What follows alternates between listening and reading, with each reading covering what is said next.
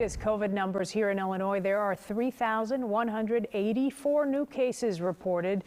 50 people have died, and the positivity rate is right now at 2.4%. Nearly 1,600 patients are also hospitalized. So those are your latest numbers. Another thing we've been talking about, though, is that mask mandate, because it has divided a lot of people. There are some who argue that masks don't stop the spread of COVID-19. Dr. Taylor Heald-Sargent is a pediatrician and infectious disease specialist at Lurie Children's Hospital. She's here now with more on the masking, how it affects schools, and the impact that it could have. You saw the latest numbers that we're reporting here in Illinois.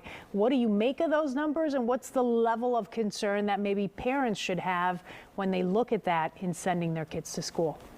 So it's reassuring that a lot of what we've been doing is working. We've done a great job of getting vaccines out, especially to adults. Unfortunately, still children 5 to 11, less than half have gotten their first dose in Chicago. And our risk mitigation efforts in schools especially has really stopped the spread of virus. A study that's being done at Lurie has looked specifically at Chicago schools and found that schools with those risk mitigation efforts, so distancing, masking, haven't seen any spread. So what we're doing is working, and our numbers are coming down, but COVID's very contagious, and we need to keep our guard up, and we can't stop now. We can't let good enough be enough. We need to keep on with those efforts and keep up getting those numbers reduced. Okay, so let's talk a little bit about the difference that masking can make in a setting like a school or a public venue that you may go to. What is the data behind it? Meaning, how much could it lower your risk of contracting COVID-19?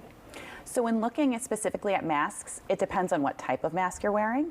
So wearing a surgical mask can lower it by about 30%. If you're wearing an N95, KN95, that goes into even higher. Over half of the particles aren't able to get through. Your risk is much reduced.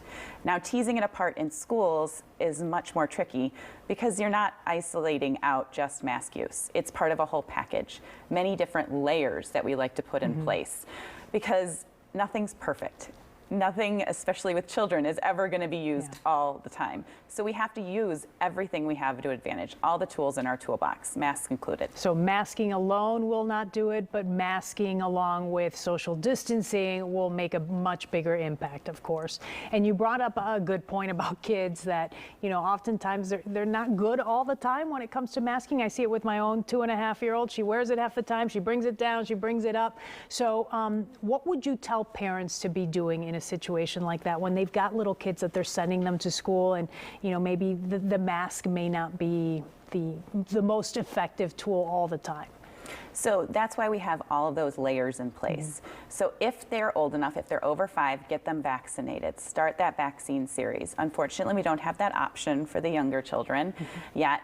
But in those cases, just encourage them to wear their masks. I've known my children have actually done quite well with keeping them on for the most part, especially peer pressure helps.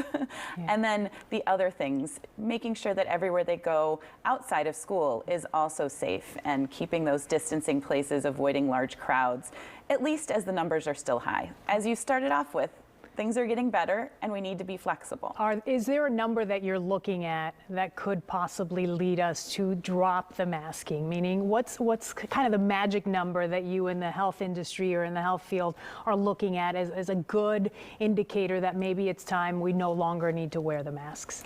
So there's a couple of different metrics that can be used, the percent of positive tests or the number of new cases. I'm really hopeful, and we're encouraging the local health departments to come up with specific metrics that schools can use to make decisions on when to say we don't need masks at this time, or when they might need to be brought back. And I think parents need to hold schools accountable to show what those metrics are and really what numbers they're basing those decisions on. All right, so hopefully we're getting a little bit closer to that point. Okay, thank you so much. We so appreciate your time, Dr. Taylor Heald-Sargent. Coming up here on the WGN Evening News, Bulls rookie